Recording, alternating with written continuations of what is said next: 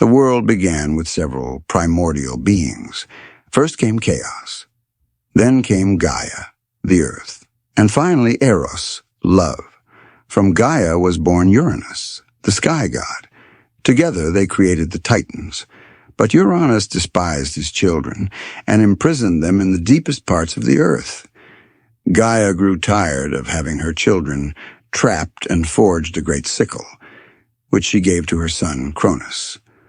When Uranus came to lie with Gaia, Cronus leapt out from his hiding place and cut off his father's genitals. The pieces fell into the sea.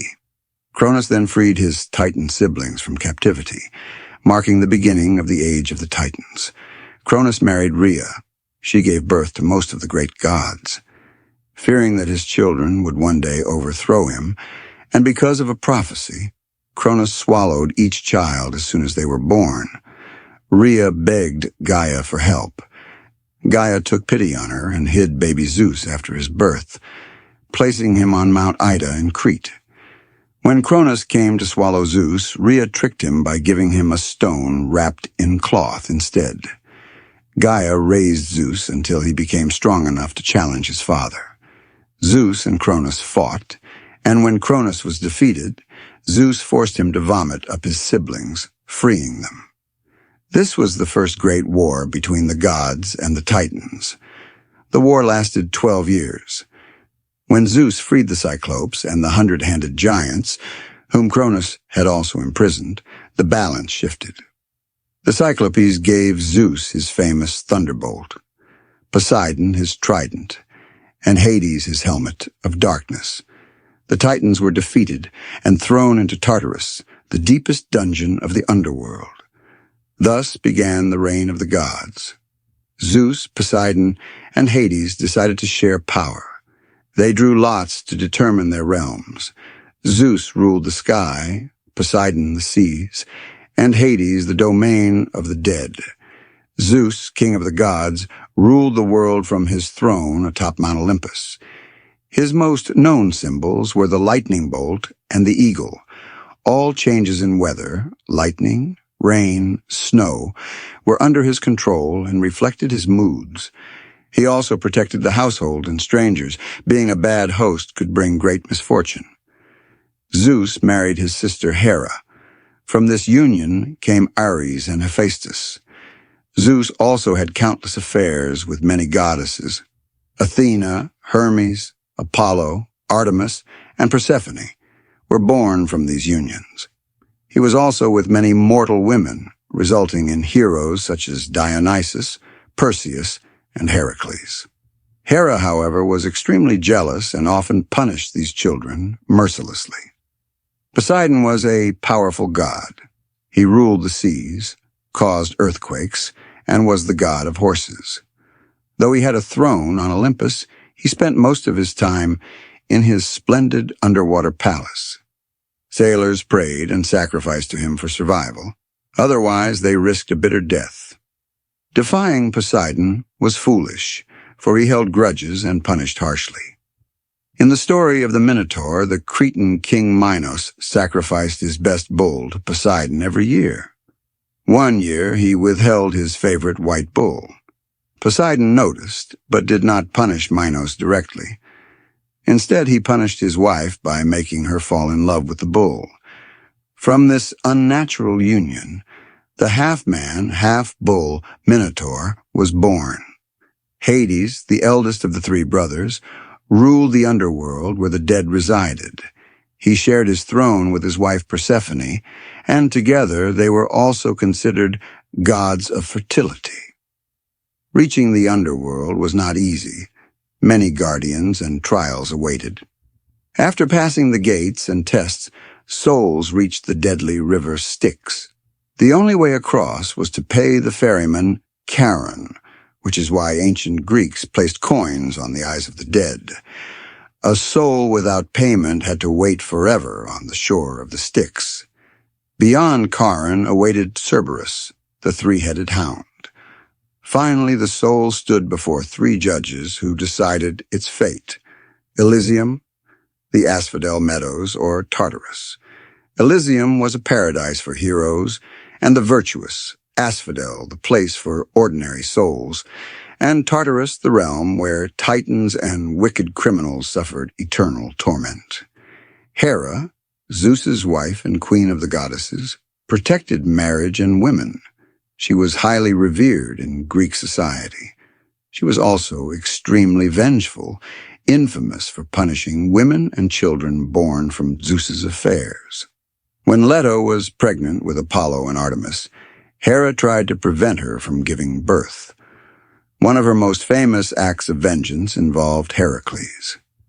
Hera sent 2 snakes to kill him in his crib, but Heracles was so strong that he strangled them with his bare hands. Later, she drove him mad, causing him to kill his family, which led to his famous 12 labors. Athena was the goddess of wisdom and strategic warfare. She was the daughter of Zeus and Metis, but not born naturally. When Zeus heard a prophecy that Metis' child would overthrow him, he swallowed the pregnant Metis. Soon he suffered unbearable headaches. Another immortal split open Zeus's head with an axe, and Athena emerged fully armed and shouting a battle cry. Athena favored heroes. She aided Perseus and Heracles, and her favorite was Odysseus, king of Ithaca. The city of Athens was named after her. She competed with Poseidon to offer the best gift to the city. Poseidon struck the earth with his trident and created a spring. Athena kicked the ground and produced the first olive tree. The gods chose Athena's gift, and the city took her name. Athena was one of the sacred virgin goddesses. Her temple on the Acropolis was called the Parthenon, the Virgin. Ares was the bloody and savage god of war. Neither gods nor mortals liked him. The kind of war he represented was not honorable, but filled with rage and bloodshed. Ares had an affair with Aphrodite, the goddess of beauty and love, who was actually married to Hephaestus. When Hephaestus discovered the affair, he crafted an invisible net and set it over their bed. When Ares and Aphrodite lay together, they were trapped and unable to move. Hephaestus summoned all the gods to witness their humiliation, but the gods only laughed. They were released after Poseidon intervened. Aphrodite, goddess of beauty and love, ruled over desire among mortals and immortals alike, often using her powers for amusement. There are 2 tales of her birth. She either emerged from the severed parts of Uranus or was an illegitimate daughter of Zeus. Aphrodite played a key role in the start of the Trojan War. Paris, Prince of Troy, was tasked with choosing the fairest goddess by awarding a golden apple, Hera, Athena, or Aphrodite. Each offered him a gift. Paris chose Aphrodite, who promised him the most beautiful woman in the world, Helen. But Helen was the wife of Menelaus, king of Sparta. When Paris visited Sparta, Aphrodite enchanted Helen, causing her to run away with him. Menelaus and his brother Agamemnon raised a massive army to retrieve her, beginning the Trojan War. Artemis, goddess of the hunt, was Apollo's twin. A master archer, she protected both hunters and wild animals, maintaining balance in the forest. She fiercely guarded her virginity. One day, the hunter Actaeon accidentally saw her bathing nude. Artemis transformed him into a stag and set his own hunting dogs upon him, causing a brutal death. Apollo, twin of Artemis, was the god of many things: archery, light, and music. He was depicted with both a lyre and a bow. He was closely linked to prophecy. Born on Delos, he established a prophetic shrine there. Later he went to Mount Parnassus and slew the great serpent Pytho, building a temple on the spot.